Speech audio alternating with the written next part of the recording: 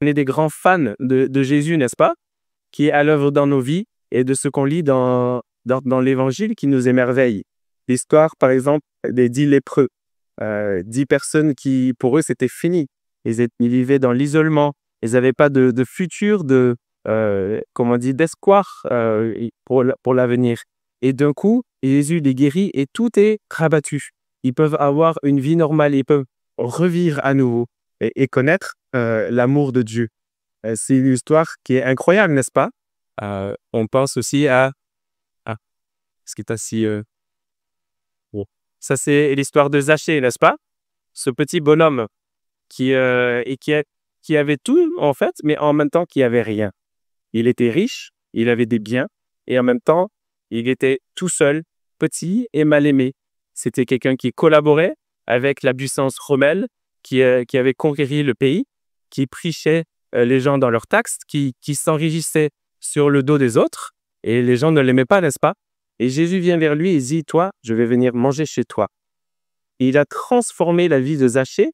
Zachée a donné, n'est-ce pas, ses biens, a rendu ses biens, une grande partie de ses biens aux gens, et sa vie a été complètement transformée.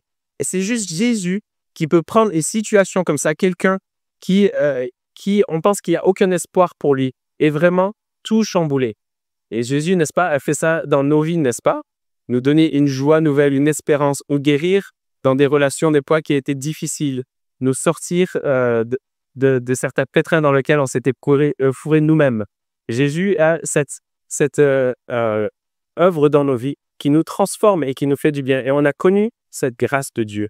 Et maintenant, à la vue de toute cette grâce de Dieu, comment est-ce qu'on répond, n'est-ce pas? C'est un bien. C'est comme dans cette parabole que Jésus raconte où quelqu'un confie 10 pièces d'or, n'est-ce pas? Et qui part en voyage. Et on a ce bien, cette grâce de Dieu qui est comme un diamant, qui est quelque chose de magnifique, qui nous a confié avant son retour. Et qu'est-ce qu'on fait avec cette grâce? Est-ce qu'on la présente comme notre don précieux ou est-ce qu'on la met à l'œuvre? Est-ce qu'on s'engage dans ce travail de répandre la grâce de Dieu? Et je crois que notre réponse, notre façon d'être à l'œuvre, de mettre à l'œuvre cette grâce que l'on a connue dans notre vie, c'est en fait la fidélité envers Dieu, c'est s'engager envers Dieu, c'est l'obéissance. Alors, l'obéissance, c'est pas un mot qui nous donne toujours envie. Et on se dit, mais on est passé de la grâce à l'obéissance, mais comment est-ce que ça marche? Est-ce que les deux vont vraiment ensemble? Et je crois que oui, les deux vont vraiment ensemble. L'obéissance, la fidélité, c'est une marque de reconnaissance envers la grâce que l'on a commise envers Dieu. Donc, on repart dans le Deutéronome. Des lois qui nous sont imposées. On pourrait penser les lois qui sont difficiles, il faut faire ceci, il ne faut pas faire cela. Mais où est la grâce dans cela? En fait, il y a énormément de grâce dans le Deutéronome. C'est un texte qui est vraiment magnifique. Et le nom Deutéronome ne donne pas vraiment envie, je crois. Parce que ça ne veut pas vraiment dire grand-chose pour nous. Mais quand on se tourne vers le contexte du Deutéronome, on se rend compte que la grâce de Dieu, elle est partout. Donc, il y a quelques temps, on parlait beaucoup de l'Exode, n'est-ce pas? On a eu une série sur le livre de l'Exode, comment Dieu a délivré le peuple d'Israël de l'oppression des Égyptiens. Ils étaient des esclaves. Il les a sortis du pays d'Égypte. Il a humilié les dieux égyptiens, se montrant plus forts que tous les hommes. Il ne les a pas seulement sauvés, il leur a pas donné seulement un espoir de pouvoir fonder un jour leur pays. Il les a comportés, il les a amenés vers lui en sa présence, s'est manifesté à eux de façon en présentiel sur le mont Sinaï. Et il ne les a pas laissés laisser tout seuls.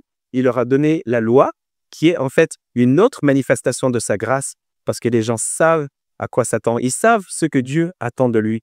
Et ça, c'est une grâce également. Dans le contexte du Deutéronome, il est imbibé de cette grâce de Dieu. Le mot donc Deutéronome, je disais, c'est pas un mot qui donne beaucoup envie. On pense à Deutéronome, Pentateuque, ouais, c'est des livres un peu difficiles, n'est-ce pas? Ça donne pas forcément envie. Et qu'est-ce que ça veut dire, Deutéronome? Mon nom, c'est nomenclature, c'est la loi. Et si on parle de la loi, il y a des textes de la loi dans les Deutéronomes. Et Deutéro, ça veut dire la deuxième loi, ou bien l'autre loi. Mais attends, il y en a combien de lois dans l'Ancien Testament? J'ai cru qu'il n'y avait qu'une seule loi. Pourquoi on parle d'une autre loi, d'une deuxième loi? pourquoi est-ce qu'on en a besoin de Dieu quand il y avait déjà la première? Eh bien, ce Dieu qui nous fait grâce, qui nous délivre et qui nous montre sa volonté, jour après jour, il nous montre ce qu'il attend de lui. Et dans l'Exode, quand le peuple d'Israël est sorti du pays d'Égypte, il y avait un premier corpus de loi qui dit voilà comment vous pouvez vivre à la lumière de votre expérience avec Dieu.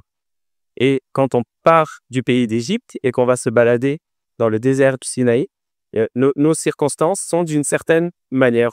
Ils vivaient de manière un peu nomadique dans les tentes pendant des années. Mais maintenant qu'on est proche de rentrer dans le pays promis, ils ont déjà conquéri dans le Deutéronome, ils ont déjà conquéri la partie est du pays. Ils vont se préparer à traverser le Jourdain. Alors les choses deviennent beaucoup plus concrètes vers la fondation du pays lui-même.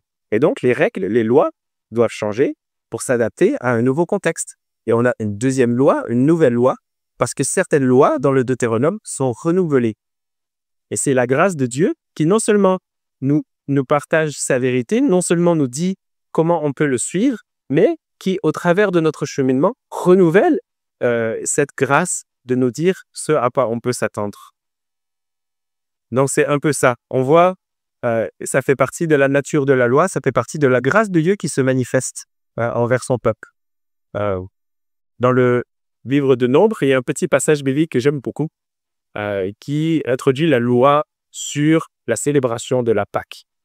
Alors, on arrive à ce passage biblique, et premier verset, on a l'impression que c'est comme sur le code de la route, n'est-ce pas? Un panneau rond, qu'est-ce que ça veut dire? On a une obligation. Il y a quelque chose qu'on va nous dire, on doit faire ça, ou il y a un interdit, une obligation. Et là, la fête, tu es obligé, je dois passer par l'heure. C'est la fête de la Pâque, c'est comme ça que c'est comme ça qu'on le présente. Tous les ans, au début du premier mois, on célèbre la libération du pays d'Égypte et on doit célébrer la Pâque. Et puis, il y a un groupe de gens qui viennent vers Moïse, ils disent « Ouais, c'est bien ça, mais en fait, nous, il y a eu un décès dans notre famille et on n'a pas pu célébrer la Pâque avec vous. Mais on a envie de célébrer la Pâque avec vous. On aime Dieu, on veut célébrer la Pâque comme tout le monde. » Et la réponse de Moïse, elle est sublime. Au verset 8, il dit « Attendez une seconde, je vais demander à Dieu ce qu'il veut qu'on fasse. » La nature de la loi. Dieu se réveille et dit « Voilà comment vous allez vivre. » Et il y a quelque chose qui arrive, il y a une nouvelle situation. Moïse dit « Attendez, on va demander à Dieu ce qu'il veut qu'on fasse maintenant. » Alors, citons à Dieu, il demande à Dieu comment gérer cette situation. Et Dieu dit « Pour ces gens qui n'ont pas pu célébrer la Pâque avec les autres, comme c'était inscrit dans la loi, on va faire un ajustement, on va rajouter cette possibilité un mois plus tard de célébrer la Pâque comme ils le désirent, parce qu'ils font ça en mon honneur, ça me fait plaisir. » Donc, c'est un peu ça aussi, je crois, la nature de la loi. Ce n'est pas forcément aussi rigide que ce que l'on pense. Souvent, on est un peu influencé par le contexte du Nouveau Testament où les gens comprenaient la loi de l'Ancien Testament peut-être un peu différemment aussi. Mais la loi de Dieu, elle est évolutive, elle les parle, elle s'adapte à nos besoins. C'est la parole de Dieu dans un cadre, dans une situation particulière. Et elle est aussi donnée par des juges qui doivent gérer les particularités des circonstances. Un autre exemple, comme je vous ai dit, il y a pas mal d'évolutions comme ça, d'ajustements entre les premiers textes de la loi, l'Exode par exemple, et le Deutéronome. Et si on a cette règle que l'on connaît un peu sur les villes de refuge. Quand une personne commet un meurtre qui est involontaire, pour pouvoir protéger sa vie et avant qu'on puisse vraiment régler la situation, dans l'Exode, il y avait cette règle qui disait on va établir éventuellement, quand on aura plus tard un territoire, on va établir des villes où les gens peuvent fuir, chercher un refuge pour être en sécurité, avant qu'il puisse y avoir un jugement sur ce qui s'est passé. Donc dans l'Exode, ça dit juste il faut avoir des villes de refuge.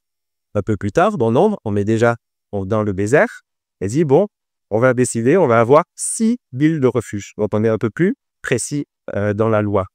Et après, maintenant, au Deutéronome, on a déjà conquis la partie est du territoire. Il y a déjà 3 villes qui sont établies. Et maintenant, Dieu dit, quand vous allez traverser le Jourdain, vous allez établir 3 villes à nouveau. Et si l'Éternel, votre Dieu, grandit encore votre territoire, vous ajouterez encore 3 villes aux premières. 3 villes supplémentaires, donc potentiellement 9 villes, dépendamment de la taille du territoire, dépendamment de la circonstance. Donc, on voit cette loi de Dieu qui s'adapte aussi aux circonstances. C'est la grâce de Dieu qui se renouvelle aussi par son instruction. Pour la petite histoire, j'ai fait quelques recherches cette semaine dernière, et j'ai trouvé ça sympa de voir d'où est-ce qu'il vient aussi notre code civil. Des fois, on pense que la loi de l'Ancien Testament, c'est dur de vivre sous la loi. Vous savez combien de pages de loi on a dans notre pays? Combien de différents codes on a? Le code civil, le code pénal, le code de ceci, de cela. C'est des milliers et des milliers de pages de loi sous laquelle on vit, et ça régit notre vie, ça nous donne un ordre social qui est bon pour nous, n'est-ce pas? C'est une bonne chose. Et le code civil, il trouve un peu son origine à l'époque de Napoléon, et 1804, et c'était le code civil pour les Français. Et ce code civil a perduré pendant 100 ans, je crois qu'il n'a pas été changé. Et après 100 ans, ils ont commencé à faire des changements. Bon, il y en a peut-être parmi vous qui ont fait des études de droit qui connaîtront mieux cette histoire que moi. Mais il y a eu des changements. Mais même jusqu'à aujourd'hui, la moitié du code civil de Napoléon est toujours en effet. Parce que oui, il y avait de la sagesse, il y avait des bonnes règles à ce niveau-là. Et on peut changer la loi toujours en s'appropriant des circonstances présentes. Ça fait partie de la nature de la loi et on voit ça dans la Bible. Et en fait, si on compare avec ce code civil, le code civil du Deutéronome, il est beaucoup plus court, beaucoup plus agréable à lire. Ok, donc je vous ai dit, il y a des ajustements, il y a des développements dans le contexte de la loi entre l'Exode, par exemple, et le Deutéronome. C'est vrai aussi pour ces 10 commandements. Bon, la plupart des 10 commandements, ce sont plutôt des préceptes, ce sont plutôt des concepts, des valeurs que Dieu veut nous inculquer. Mais il y a une petite nuance qu'on voit juste au verset 11 dans l'Exode, au chapitre 20, et puis dans Deutéronome, c'est la loi en fait sur le sabbat. La motivation derrière la loi sur le sabbat, pourquoi est-ce qu'on maintient un jour de sabbat, un jour de repos? Dans l'Exode, c'est quelque chose de nouveau et Dieu présente cela comme quelque chose qui a été établi pour le bien de l'humanité. C'est quelque chose de plus large depuis la création. Dieu a travaillé 6 jours, le 7e jour, il s'est reposé. Deutéronome, on a l'histoire de l'esclavage aussi en Égypte et Moïse dit c'est parce que vous étiez esclaves, mais maintenant vous n'êtes plus esclaves. Donc, il renouvelle un peu la motivation pour la loi, mais le reste des lois sont complètement inchangées. OK. Ça, c'était déjà pas mal d'introduction avant de lui-même juste lire les textes. Peut-être, on va commencer. Il y a Deutéronome 5, versets 1 à 6. Moïse convoqua tout Israël et leur dit : « Écoute Israël, les ordonnances et les lois que je vous communique aujourd'hui de vive voix. Apprenez-les, obéissez-y et appliquez-les. L'Éternel, notre Dieu, a conclu une alliance avec nous au mont Horeb. Ce n'est pas seulement avec vos ancêtres que l'Éternel a conclu cette alliance, c'est avec nous tous qui sommes ici aujourd'hui et en vie. Sur la montagne, l'Éternel vous a parlé directement du milieu du feu. Je me tenais alors entre l'Éternel et vous pour vous transmettre sa parole, car vous aviez peur de ce feu et vous n'êtes pas monté sur la montagne. » Et je vais m'arrêter là. Et si dans cette introduction à la loi, on a vraiment ce contexte de grâce. Ce Dieu qui se manifeste, qui parle de vive voix avec son peuple. Et comme Jésus parlait de vive voix, Dieu fait homme qui parlait de vive voix avec les hommes et qui bouleversait les vies. Dieu se manifeste en présentiel. Et il parle de vive voix, c'est une manifestation de sa grâce. Ce sont des lois, oui, mais c'est la grâce de savoir ce que Dieu veut de nous. Et c'est dans le contexte de la gratitude du salut qui a été accordé auparavant. Oui, Dieu a été bon avec Abraham il y a des années, envers vos pères il y a des années. Mais aujourd'hui encore, vous vivez cette grâce. Et ce que vous vivez aujourd'hui, Abraham ne l'a pas connu. Et aujourd'hui, ce que nous vivons dans l'Église, Abraham ne l'a pas connu, Israël ne l'a pas connu. L'œuvre de Jésus dans nos vies, l'œuvre de Jésus au travers de son Église, même 2000 ans plus tard, c'est une œuvre de grâce que nous connaissons, que nous pouvons louer Dieu à cause de cela. Et c'est l'œuvre de la grâce de Dieu qui est personnelle, qui est pour nous. OK, on passe aux 10 commandements. Alors, les 10 commandements, voilà. Maintenant, ça y est, il y a ces règles. Il faut faire ceci, il faut pas faire cela. Ça donne pas vraiment envie, tu disais. Mais, un peu comme la loi, il y a cet adage, n'est-ce pas, quand on pense au code civil. Il dit, ma liberté s'arrête là où commence la liberté d'un autre, n'est-ce pas? En fait, c'est pas exactement dans le code civil, c'est pas exactement dans la déclaration des droits de l'homme et du citoyen, mais ce concept est là. On débat un peu d'où est-ce qu'il vient, comment est-ce qu'il faut bien l'exprimer, mais il y a une vérité dans cet adage. Il dit que quand il y a une loi, on protège les droits de quelqu'un, n'est-ce pas? Alors, ce que je vous invite à faire, c'est quand on regarde ces 10 commandements, on va se poser la question. Oui, il y a une loi, ça dit ne fais pas ceci, ne fais pas cela. Qui bénéficie de cette loi? Parce que c'est ça aussi le cœur de la loi et la grâce qui est manifestée par cela. Donc, le premier commandement, tu n'auras pas d'autre Dieu que moi. Qui bénéficie de cette loi? Je crois que tous les individus en bénéficient, n'est-ce pas? Parce qu'on a la grâce de connaître ce Dieu qui s'est révélé à nous, qui nous dit, c'est moi qui est ton Dieu, c'est moi qui t'ai créé, c'est moi qui te fait vivre. Et juste connaître Dieu et ne pas avoir à s'éparpiller partout à se dire, mais qui est le Dieu que je dois suivre? Il y a tellement de voix pour ce monde. Savoir à qui nous le rendons compte, c'est une grâce. Mais ce texte, c'est pas les droits non plus de l'homme et du citoyen. Les 10 commandements, ce sont une série de droits, mais le premier droit, je crois ici, en fait, c'est surtout un droit de Dieu. Dieu mérite notre adoration. Lui qui nous a créés, il mérite la louange de chaque individu qu'il a créé. Pourquoi on n'a pas d'autre Dieu que l'Éternel? C'est parce que lui seul mérite notre adoration et notre engagement exclusif. Donc, c'est, oui, une déclaration de droit et 10 commandements, et on commence par les droits de Dieu. Peut-être sont plus importants que les nôtres, en fait. Le deuxième commandement, tu ne feras pas d'idole. Encore, je crois que la priorité, c'est les droits de Dieu. Ce Dieu qui mérite notre engagement exclusif, notre dévotion exclusive, il mérite aussi d'être proprement représenté. On ne pourra jamais faire une image qui puisse refléter la grandeur de ce Dieu immense et créateur et son amour. Si on essayait de faire une image pour le représenter, une idole, et faire des offrandes à cette idole, ça serait humilier ce Dieu qui est tellement plus grand que cela. Et donc, c'est un droit, ne pas adorer d'idole. En fait, c'est un droit que Dieu a d'être proprement représenté. Et c'est un droit aussi que l'on a les uns les autres, parce que qui est créé à l'image de Dieu? L'image de Dieu, dans le contexte biblique, c'est quoi? C'est l'être humain. Quand on se regarde les uns les autres, on voit l'image de Dieu, on en apprend plus sur Dieu. Quand on dit en communion fraternelle, quand on vit ensemble, on se rapproche de Dieu et Dieu nous enseigne au travers des uns des autres. Donc, ne pas créer d'idole, c'est un respect des droits images, on va dire, de Dieu, et c'est aussi un respect des droits d'image des autres. Le troisième commandement, tu n'utiliseras pas le nom de l'Éternel, ton Dieu, pour tromper. Traditionnellement, ce qu'on dit en français, je n'utiliserai pas le nom de Dieu en vain.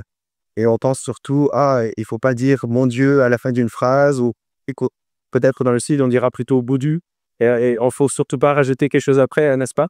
Donc, souvent, on pense à ces termes-là. Mais en fait, ce n'est pas vraiment ça que le contexte biblique qui met en avance. Et la version solaire qu'on utilise essaye de jouer sur cette nuance, de ne pas tromper avec les noms de l'Éternel. Le premier commandement, Dieu mérite notre engagement exclusif. Deuxième commandement, il mérite une bonne représentation visible de droit d'image, si vous voulez. Et ce troisième commandement, c'est comment est-ce qu'on parle de Dieu? Comment est-ce qu'on représente Dieu aussi dans nos paroles et dans nos actions? En fait, ce commandement parle de notre témoignage. Si je vais parler de Dieu à quelqu'un d'autre, Dieu mérite que je ne fasse pas d'erreur, que je ne me plante pas. Si je vais parler du caractère de Dieu, de son œuvre, il faudrait que je sache de quoi je parle, n'est-ce pas? Et que je puisse respecter et connaître ce Dieu qui mérite d'être connu. Alors, la marche avec Dieu, c'est un cheminement. La vie dans la prière, c'est un cheminement. Et aussi, l'étude de la parole de Dieu, de la Bible, on n'a jamais fini d'apprendre, n'est-ce pas? Mais en même temps, il faut prendre son courage à deux mains. Si on pense que l'Éternel, c'est le vrai Dieu, eh bien, il mérite qu'on le connaisse nous-mêmes aussi avant d'en parler aux autres et qu'il soit proprement représenté dans la façon dont on le décrit. Alors, étudions la Bible. Connaissons ce Dieu qui s'est manifesté envers nous et parlons de lui comme des gens qui connaissent ce dont on parle. Il mérite cela. Ça, c'est les 3 premiers commandements. Le 4e commandement, observe le jour du sabbat et fais-en un jour consacré à l'Éternel. Donc, toujours ici, je parle, il y a une petite nuance. Quels sont les droits qui sont mis en valeur ici? Les droits de Dieu, n'est-ce pas, qui méritent que l'on prenne du temps pour penser à lui, pour l'adorer. C'est aussi les droits de l'homme, n'est-ce pas, comme le jour du sabbat, c'est un jour de repos. Le peuple d'Égypte le peuple d'Israël était esclave en Égypte. Ils ont connu la souffrance. De notre jour, on ne connaît pas forcément, on ne connaît pas cette forme peut-être d'esclavage ici dans notre vie de tous les jours, mais on peut aussi nous-mêmes devenir esclave d'autre chose, du travail. On peut devenir esclave du ministère. On peut essayer de prendre tellement de choses dans notre emploi habitant qu'on oublie de se poser de temps en temps. Observer le jour du repos, ce n'est pas juste un devoir, c'est un bien pour nous. Est-ce que je dois me reposer un jour par semaine? Peut-être pas un jour spécifique, mais il faudrait quand même dans la semaine de trouver un temps pour pouvoir se reposer, pour pouvoir se renouveler. Parce que Dieu mérite que je sois en forme, peut-être pas aussi malade que moi aujourd'hui, et que je sois posé, que je ne sois pas forcément vif ou émotionnel ou ce qui peut venir des fois avec la fatigue.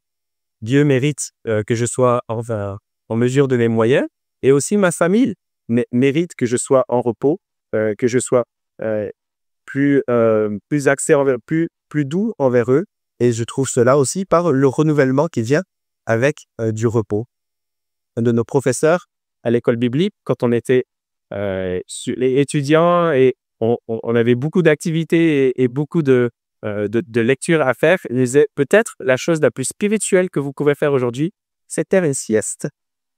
Et il avait raison, parce que si je ne suis pas renouvelé dans mon corps, est-ce que je suis prêt vraiment à louer Dieu au travers de mes actions, au travers de mes paroles? Ok, donc ça c'est le 4e commandement. Ça bénéficie Dieu, ça nous bénéficie à nous aussi. Le 5e commandement, honore ton père et ta mère. On c'est parfait pour le jour de la fête des mères. On se rappelle d'honorer nos mamans, nos parents, envers qui on a une dette qui est immesurable. On ne peut pas les repayer pour toutes les couches qu'ils ont changées, n'est-ce pas? Pour toutes les bouchées, ils ont dû nous nettoyer parce qu'on en mettait partout. Quand on était bébé, quand on était plus jeune, pour toutes les bêtises qu'on a fait, pour tous les petits câlins qu'on a eu avec papa, maman, pour toutes les petites les mots d'encouragement, les moments où on s'est assis ensemble pour parler comment ça s'est passé durant la journée à l'école. Tous les bienfaits que nos parents ont eu, on ne peut pas les payer et ils méritent notre respect. Ici aussi, je crois qu'il y a cette nuance d'enseignement. On respecte leurs paroles aussi parce qu'ils ont toujours quelque chose à nous apprendre. Même plus tard dans notre vie, ils ont un vécu qui nous instruit et on peut mieux vivre à cause de leur enseignement. Et comme dit Paul, c'est-à-dire avec une promesse, n'est-ce pas, de pouvoir vivre une belle vie parce qu'on apprend de l'instruction de nos parents. Alors, c'est un droit que nos parents ont. Peut-être si on est parents, des fois on aimerait que nos enfants nous honorent plus aussi. Comment est-ce qu'on encourage aussi nos enfants à nous respecter? Je crois qu'il y a une nuance aussi qui peut nous aider. Comment est-ce que nous traitons nos parents? Nos enfants verront notre relation avec nos parents. Et ça va leur enseigner aussi comment est-ce qu'ils doivent respecter leurs parents. Tout le monde connaît ma maman, Loïs, et son amour pour tout le monde. Et je te dire que l'amour qu'elle a eu pour les parents de papa, durant toute notre vie, c'est quelque chose qui nous a marqué. Des moments études difficiles ou des fois il y a des personnes qui ont des caractères difficiles hein, dans la vie. Et maman n'a jamais manqué d'amour pour nos grands-parents. Et c'est un exemple que nous aussi nous avons su. Alors, honorons nos papas, nos mamans, particulièrement nos mamans aujourd'hui, et le mérite il y a. 6e commandement, tu ne commettras pas de meurtre. Ouais, je crois que là, celui qui bénéficie de ce commandement, on le voit assez clairement, n'est-ce pas? Il y a quelqu'un qui a le droit de vivre quand même, il faut le laisser en vie. Et donc, c'est lui qui bénéficie facilement de cette loi. Mais cette loi, en fait, elle fait ressortir quelque chose qui est important, une générosité et une justice dans l'Ancien Testament auquel on ne pense pas souvent. Elle n'aime pas trop parler de la loi du talion, œil pour œil et dent pour dent. Cet œil pour œil et dent pour dent, c'est les grâces, c'est un standard qui est juste. Parce que quand je vois mes enfants, un de mes fils, il bouscule son frère, qu'est-ce qu'il a envie de faire le frère? Est-ce qu'il va le bousculer avec la même force qu'on l'a bousculé? Non, il va le mettre par terre. Et puis nous, quand on était petits, on avait les mêmes habitudes. Dans notre famille, vous savez, on était 5 garçons. Alors, on en a fait des bêtises. Hein. En rentrant de l'école avec Philippe, avec Luc, on se battait pour qui pouvait être le premier à marcher pour rentrer à la maison. Et des fois même, on allait jusqu'à se pousser dans le fossé pour pouvoir être les premiers.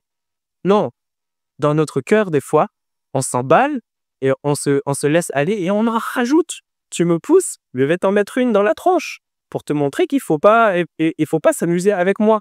C'est dans notre cœur un peu. Mais non, la loi d'Italion qui dit œil pour œil et dent pour dent, c'est une loi qui est juste, qui est adéquate. C'est un standard qu'il ne faut pas s'emballer. Il faut qu'il y ait une justice. Et même quand on y réfléchit, à la croix, c'est œil pour œil et dent pour dent. Ce prix pour le péché que je n'aurais jamais pu payer, Jésus l'a payé pour moi. Et c'est parce qu'il y a cette justice que je peux connaître la grâce de Dieu. Donc, il faut être en mesure un peu de nos émotions. Il faut ne pas trop s'emballer. Il faut être équitable. C'est ça aussi, cette loi qui dit « ne va pas commettre de meurtre ». Donc, 7e commandement, « tu ne commettras pas d'adultère ». Qui bénéficie de ce commandement? C'est nos conjoints, nos conjointes, qui ont le droit de s'attendre à notre amour, à notre fidélité, qui ont le droit de vivre sans crainte, de se poser des questions, mais qu'est-ce qu'il sait à longueur de journée? Où est-ce que va sa tête? À quoi est-ce qu'il pense? Non, ils ont le droit à notre amour exclusif et à tous nos efforts, même être fidèles à l'intérieur du mariage. C'est tellement de travail en fait. Si on veut être créatif, généreux, aimable, attentionné, c'est tellement de travail. Il y a tellement beaucoup plus à faire que juste avoir cette petite norme de ne pas commettre d'adultère. Mais déjà, cette règle-là est là pour protéger les droits de notre conjoint, pour protéger les droits de nos voisins qui méritent de ne pas craindre l'effet des autres sur leur couple, sur leur famille. Qui bénéficie de cette loi? Oui, c'est les membres d'un couple, c'est les membres d'une famille, ce sont les enfants qui ont une famille qui peuvent bénéficier de l'amour de parents qui restent unis et qui démontrent ensemble leur amour envers leurs enfants. On protège les droits de la famille de cette façon. 8e commandement, tu ne commettras pas de vol. Alors, voilà, c'est rempart le doigt, l'orthodonce, il ne faut pas faire ceci. Okay. Quels sont les droits qui sont mis en valeur au travers de cette loi? Eh bien, quelqu'un qui a travaillé, quelqu'un qui a fourni un effort et qui mérite un salaire, il ne faut pas le lui enlever. Si tu travailles, tu gagnes ta vie et tu mérites le salaire de ton travail. Quand tu voles, tu piques le salaire de quelqu'un d'autre. Tu piques ce qui appartient à quelqu'un d'autre. Donc, on protège les droits de celui qui travaille, en fait, en ne permettant pas le vol. Et dans cette loi-là, on ne dit pas il y a des petits vols, il y a des grands vols, il y a des aubaines, elle peut se débrouiller et avoir quelque chose que peut-être on ne mérite pas, mais bon, ça passe. Non, il n'y a pas de petit vol. Il faut être honnête envers nous-mêmes et il faut faire attention à notre façon de voir, peut-être parfois notre attitude avec l'argent et les opportunités que l'on à son on se sert, qui peut-être ne mériteraient pas d'être poursuivis. Il n'y a pas de petit vol. On n'est pas tous comme cette dame au Vietnamienne, je crois, le mois dernier, qui a été accusée d'avoir volé 12 milliards et demi de dollars à la banque là-bas et la sentence qu'on lui avait donnée, c'était une sentence de mort pour la forcer à rembourser autant que possible.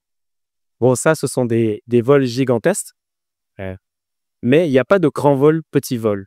Ce qui appartient à quelqu'un d'autre, donc cette personne mérite de bénéficier du fruit de son travail. Et si je suis dans le besoin, oui, des fois, on est dans le besoin, on se rebrousse les manches, on travaille, il faut pouvoir subvenir à ses besoins et pour contribuer à la société aussi. 9e commandement, ce ne portera pas de faux témoignages contre ton prochain. Donc, mon prochain mérite une justice équitable. Il mérite que je ne mente pas pour l'accuser de tort qu'il n'a pas commis. Il mérite aussi que je ne l'aide pas en cachant sa pleine vérité pour son bénéfice. Ce qu'il a commis, il mérite d'avoir ce salaire-là. Si j'ai fait un excès de vitesse et que je mérite une contravention, même si je peux me sortir d'une contravention, pourquoi essayer d'argumenter ou de me sortir de certaines des situations si je mérite en fait cette contravention, si je mérite une amende. Ça fait partie de la loi. Les lettres commandements. Maintenant, 10e commandement. Tu ne porteras pas tes désirs sur la femme de ton prochain. Tu ne convoiteras pas la maison de ton prochain, ni son champ, ni son serviteur, ni sa servante, ni son bœuf, ni son âne, ni rien de ce qu'on lui appartient. Je ne sais pas si vous avez remarqué, mais ça nous paraît un peu répétitif ici, non? Il a dit, il ne faut pas commettre d'adultère, il ne faut pas commettre de vol. Alors, qu'est-ce que ça rajoute, ces 10e commandements, maman? Ça rajoute une nuance de désir, une nuance de convoitise. Parce que le but de la loi, c'est, n'est-ce pas, d'étendre la grâce de Dieu envers nous, c'est aussi de nous enseigner, de nous transformer. Le psalmiste dit, la loi, il y a de la joie dans la loi de l'Éternel et ça ravive son âme. Comment est-ce qu'il peut trouver telle joie, telle passion pour la loi? C'est parce que cette loi transforme et elle inculque des vérités qui font qu'on est transformé. Et on n'a plus les mêmes pensées, n'est-ce pas? Dans la pensée du Deutéronome, ça commence par le cœur et le siège de la pensée. Après, tout notre être, toute notre âme et toute notre force, tous nos biens, tous nos cercles relationnels. C'est un impact, une vérité qui nous transforme de l'intérieur, qui change la façon dont je pense, qui change la façon dont je ressens les émotions, qui me transforme jusqu'à ce niveau-là. Et de tout mon être, je vis différemment, j'agis différemment, je parle différemment, ça me transforme. Et c'est ça, ce qui ressort dans ce 10e commandement. On a déjà parlé de ne pas commettre d'adultère, mais encore plus, l'impact de cette vérité, c'est que je n'ai même plus le désir de faire cela, de commettre cela, parce que ça me transforme dans ma nature. Et on connaît tous le sermon sur la montagne, Jésus qui dit « Ah, vous avez entendu, ne commets pas d'adultère, mais je vous dis, celui qui regarde quelqu'un et qui imagine des choses, il commet un adultère dans son cœur. » Et Jésus, il connaissait ce 10e commandement et sait que c'est l'impact que Dieu veut avoir dans nos vies. C'est une transformation qui change nos pensées, qui change nos actions, qui change même nos émotions, notre façon de ressentir ce mot. OK. Ça fait déjà pas mal. En fait, quand on fait tous ces 10 commandements comme ça, on se dit, ah ben il y a du matériel, c'est pas juste fais ceci, fais pas cela. On se retrouve peut-être même un peu comme dans une épître de Paul qui nous donne des instructions qui s'appliquent à toute notre vie, à notre cadre de famille et dans notre cadre de travail. C'est une nouvelle norme, en fait. J'ai connu la grâce de Dieu. Elle a eu un impact dans ma vie et par reconnaissance, je marche dans l'obéissance et je vois la valeur des enseignements de Dieu qui me transforment et qui m'aident, au travers de l'obéissance, à partager cette grâce aux autres autour de moi. Si on dit « Ah, l'obéissance fait ceci, fait cela », quelles sont nos motivations pour obéir à Dieu? Souvent, on pense aux 3 premières motivations qui sont là sur l'écran. La crainte est un jugement. Si tu fais ça, je te tape sur les doigts. Et une récompense. Dieu nous promet la vie éternelle. C'est une motivation géniale pour pouvoir le suivre, pour pouvoir le vivre. Il nous promet une vie, une marche avec lui. C'est génial. Mais est-ce que je marche avec lui juste parce qu'il nous promet quelque chose? Peut-être que des fois, ma motivation sera amoindrie. J'obéis, je vis dans la fidélité parce qu'il me l'a demandé. Pourquoi est-ce que je suis fidèle? Dieu me le demande et Dieu est plus grand que moi. Je peux essayer de réfléchir aux motivations, à la logique derrière les enseignements de Dieu, mais c'est vrai qu'au bout du compte, Dieu il est plus grand que moi. Et par obéissance, je fais ce qu'il me dit. Oui, c'est une motivation biblique. On voit ça dans les 10 commandements, ces 3 motivations pour l'obéissance. La crainte, une récompense de l'obéissance. Personnellement, ces motivations m'aident dans ma marche d'obéissance, mais aussi, celles qui viennent après m'encouragent aussi.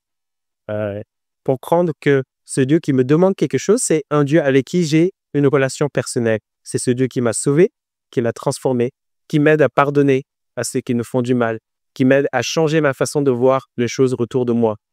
Quand j'ai connu la grâce de Dieu, celui qui me demande quelque chose, s'il me demande de faire quelque chose, je le fais juste comme un merci, un remerciement de ce qu'il a fait pour moi. Il y a aussi donc la sagesse de l'instruction. Dieu ne nous donne pas des lois qui sont difficiles, qui nous oppriment. Ce sont des lois qui sont remplies de sagesse, qui sont là pour notre bien. Alors, j'ai connu la grâce de Dieu, je l'obéis parce que ça me fait du bien. C'est une grâce de pouvoir lui obéir. Mais la reconnaissance, la sagesse de l'instruction de Dieu, le témoignage, on a vu dans le 3e commandement que Dieu mérite notre représentation, d'être bien représenté par nos paroles, notre façon de le présenter aux autres, de parler de lui. La fidélité, mon obéissance envers lui, c'est un témoignage envers les autres. L'obéissance que je lui donne en réponse à sa grâce, c'est une façon pour moi de partager sa grâce les autres côtés de moi.